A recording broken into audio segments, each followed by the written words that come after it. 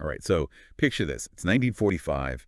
The U.S. has just emerged victorious from World War II, but they find themselves kind of thrust into a new conflict, a Cold War with the Soviet Union. Yeah, and, both these superpowers, they're really vying for global dominance, right? Right. But it's not just about military strength at this point. It becomes about science. Okay, so a scientific arms race. Exactly. And that's where things get really interesting, really unsettling. Because just imagine the U.S. making this pact, right? A secret pact with scientists who committed, well, some of the most horrific war crimes in human history. We're not talking about just bending the rules here. This is something else altogether. This is Operation Bluebird. And yeah, we're diving deep into that in this deep dive. Yeah, and what makes Operation Bluebird so fascinating and troubling is really the context, right? You have this race for scientific supremacy between the U.S. and the Soviets. Stakes are incredibly high. So both sides feel like any edge, any breakthrough could be the difference? Absolutely. They believe that breakthroughs in, say, biological warfare, chemical warfare, these could tip the balance of power. So you can imagine this intense pressure. It really created an environment where ethical lines, well, they got blurred. Okay, so we're talking about global tension, we're talking about a scientific arms race, and definitely a willingness to push those boundaries. But let's be clear, we're not talking about just pushing ethical boundaries, we're talking about shattering them.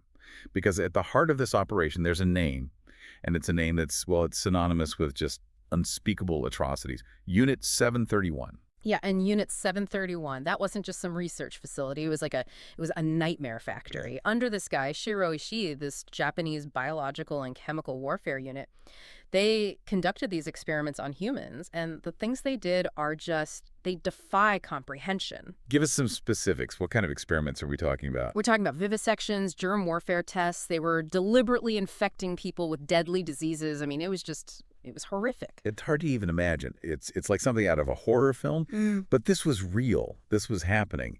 And the U.S., with this pursuit of staying ahead in this scientific race, they find themselves grappling with this impossible dilemma, right? And Should they even try to use knowledge that came from such suffering?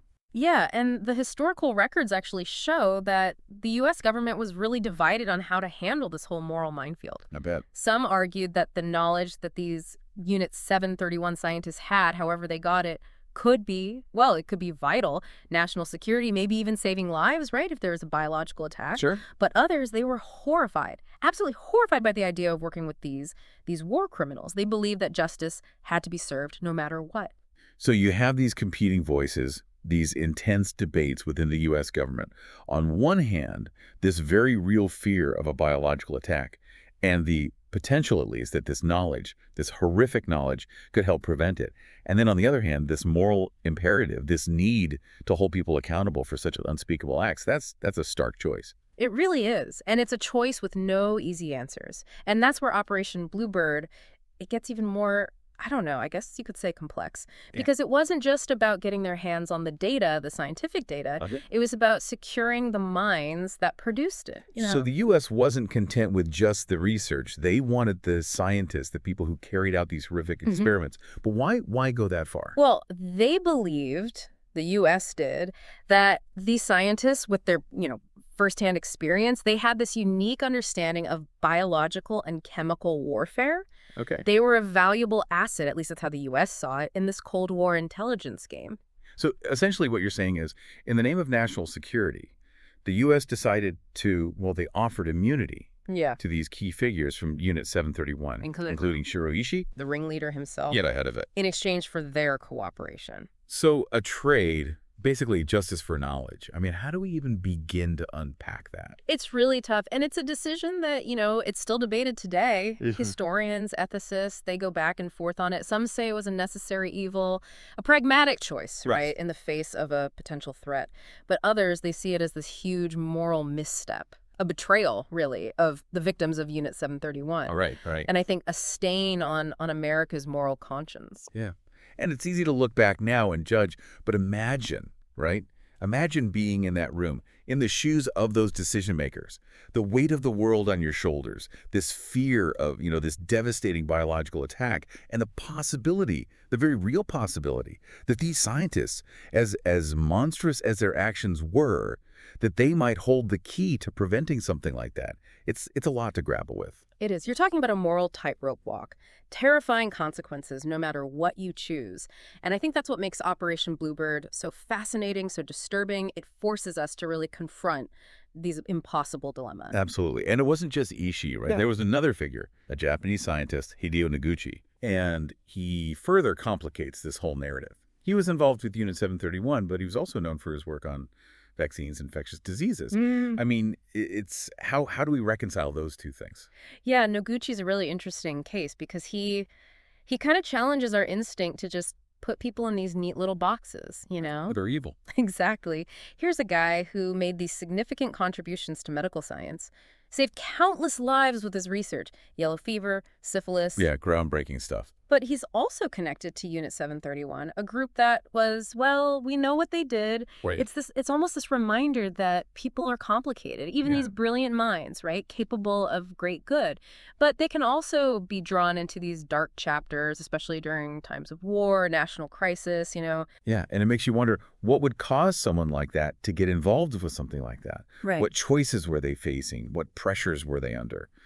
It's a lot to think about. It really is. And I think, you know, for us today, Operation Bluebird, it's not just some historical footnote. It's a stark reminder that the pursuit of knowledge, even with, you know, noble intentions, Right. it can lead down some dangerous paths. It can. It's a cautionary tale. Ethical boundaries, always remembering the why behind the what, especially in science. So we have this morally ambiguous operation, anxieties of the Cold War, the race for scientific dominance, this willingness to make, let's be honest, some pretty uncomfortable compromises. But what was the lasting impact of all of this? I mean, did Operation Bluebird achieve what it set out to do? Did it work? It's a chilling thought, isn't it, that these horrors, what happened in Unit 731 could somehow lead to, you know, scientific progress.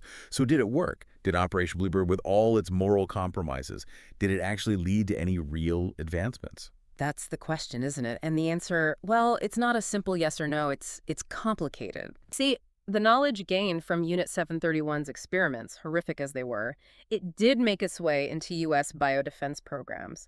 It's believed to have influenced things like vaccine research, treatments for infectious diseases, even, and this is hard to grapple with, the development of bioweapons defenses during the Cold War. So you're saying there's a direct line from those atrocities to potential medical breakthroughs. It's a tough truth to swallow, and it really highlights the complex legacy of Operation Bluebird. Right. This idea that scientific progress, it can be a double-edged sword. And sometimes it's forged in these really dark places. It's this unsettling reality that good and evil, right and wrong, those lines can get blurry when you're talking about, you know, the pursuit of knowledge, of security, especially on that kind of global scale. Yeah. So all of this secret operation, eventually details started to come out.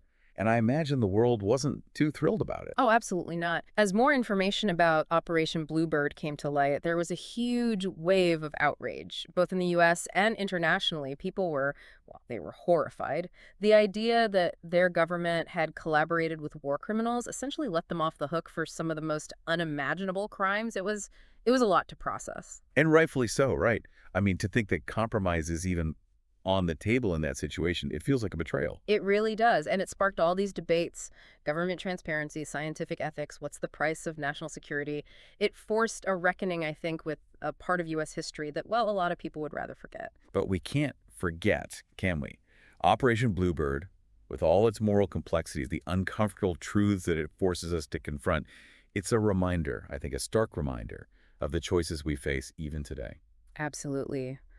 How do we balance this pursuit of knowledge, this desire for progress, with our moral compass? Can we justify compromising our values in the name of security? Those are questions that, well, they're just as relevant today as they were during the Cold War. It's a lot to unpack, and I think we've given everyone listening a lot to consider as well. Operation Bluebird, these shadowy dealings, the moral compromises, the legacy.